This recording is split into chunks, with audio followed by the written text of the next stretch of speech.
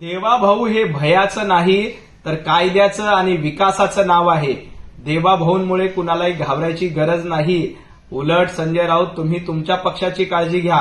Bharatiya Janata party Mahayuti अतिशय भक्कम आहे आणि भारतीय जनता पार्टी आणि महायुतीचा महापौर मुंबईमध्ये होणार आहे. देवाभाऊ हे कायद्याचं राज्य करतात, विकासानं मुंबईला पुढे घेऊन जाण्याचं काम करतायत. त्यामुळेच देवाभाऊंच्या नेतृत्वात सर्वाधिक महापालिका निवडून आल्या. मुंबई महापालिकेमध्ये सर्वात मोठा पक्ष भारतीय जनता पार्टी निवडून आली. तुम्ही जो ब्रँड म्हणत होता त्या ब्रँडचा बँड वाजवण्याचं काम देखील मुंबई महापालिकेमध्ये केलंय आणि देवाभाऊ आणि महायुती हेच महाराष्ट्राचे ब्रँड आहेत हे पुन्हा एकदा सिद्ध झालंय. संजय राऊत, बहुमत कधीच चंचल नसतं. बहुमत हे एकजूट असतं. चंचल काय आहेत तर तुमच्या भूमिका चंचल आहेत. ज्या पद्धतीने तुम्ही भूमिका बदलतायत, ज्या पद्धतीने तुम्ही वागतायत त्या भूमिका चंचल आहेत हे देखील महाराष्ट्राने बघितलंय. बहुमत मजबूत असतं, ते कधीही चंचल नसतं आणि या मजबूत बहुमताच्या जोरावर महायुतीचा झेंडा मुंबई महापालिकेवर फडकणार आणि तुमच्या चंचल भूमिकेमुळे कधी तुम्ही शरद पवारांना धोका दिला, कधी तुम्ही काँग्रेसला धोका दिला. मुंबई महापालिकेमध्ये काँग्रेस वेगळी लढली. आता खासदारकीसाठी तुम्ही स्वतः चंचल झालात, पण राज्यसभेची खासदारकी देखील तुम्ही कितीही चंचलपणा केला तरी तुम्हाला मिळणार नाही. मुंबईचा महापौर कोण होणार हे संजय राऊतांनी ठरवायची गरज नाही. मुंबईकरांनी ठरवलेलं आहे की भारतीय जनता पार्टी आणि महायुतीचा महापौर होईल. संजय राऊत, आपल्या अगरबत्त्या कशा पद्धतीनं विजल्या त्याचं आत्मचिंतन करा. जे तुम्ही 25 वर्ष मुंबईमध्ये गड गड गड गड म्हणून ओरडत होता त्या गडाला सुरुंग लावण्याचं काम महायुतीने केलंय आणि महायुतीचा महापौर होणार. विनाकारण दिवा स्वप्न बघायच्या भानगडीमध्ये पडू नका. आपले नगरसेवक आपल्यासोबत किती राहतील, आपल्या पक्षाची काय अवस्था करून ठेवली याचा विचार आधी करा. उलट तुम्हाला उतरती कळा लागली आहे. उभाटा गटाला घसरगुंडीकडे घेऊन जाण्याचं काम संजय राऊतांनी केलंय. हे देखील उद्धवजी ठाकरे यांनी लक्षात ठेवावं.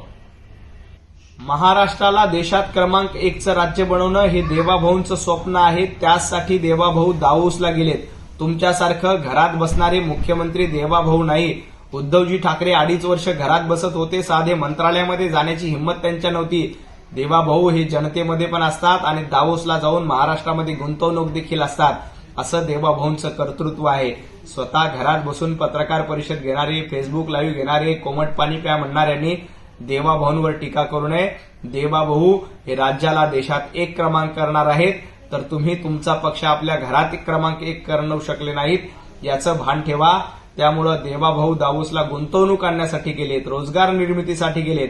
तुमच्यासारखं घरात बसून पत्रकार परिषद किंवा फेसबुक लाईव्ह करण्यासाठी गेलेले नाहीत.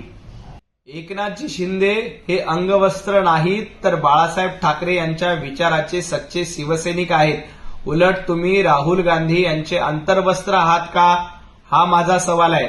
ज्या पद्धतीनं राहुल गांधी, सोनिया गांधींची गुलामी तुम्ही करतायत आणि ज्या पद्धतीनं तुमची वागणूक आहे, आपला पक्ष सोनिया गांधींच्या चरणावर अर्पण केला, राहुल गांधींच्या चरणावर अर्पण केला.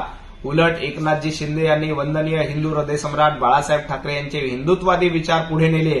तुम्ही काय केलं तर तुम्ही आपला पक्ष काँग्रेसला बांधावणीला बांधा, हिरव्या मतांसाठी गुलामी करण्याचा प्रयत्न करतायत. अशा पद्धतीनं कितीही टीका केली तरी त्याचा काहीही परिणाम होणार नाही. ज्यांनी बाळासाहेब ठाकरे यांचे विचार गहाण ठेवले, हिंदुत्व गहाण ठेवले, त्या संजय राऊत यांनी इतरांवर टीका करू नये. तुमचे आमदार हे ईडीला किंवा सीबीआयला घाबरून गेले नव्हते, तर उद्धवजी ठाकरे यांच्या अहंकाराला कंटाळून त्यांनी तुमचा पक्ष सोडला होता आणि नगरसेवक फोडण्याची भीती कुणालाही नाही, एकनाथजी शिंदे यांना देखील नाही. संजय राऊत, उलट तुमच्या पक्षाचे नगरसेवक किती तुमच्यासोबत राहतात याबद्दल जरा लक्ष द्या. तुम्ही असाच अहंकार ठेवला तर तुमचे नगरसेवक देखील तुम्हाला सोडून गेल्याशिवाय राहणार नाहीत. एबीपी माझा, उघडा डोळे बघा नीट.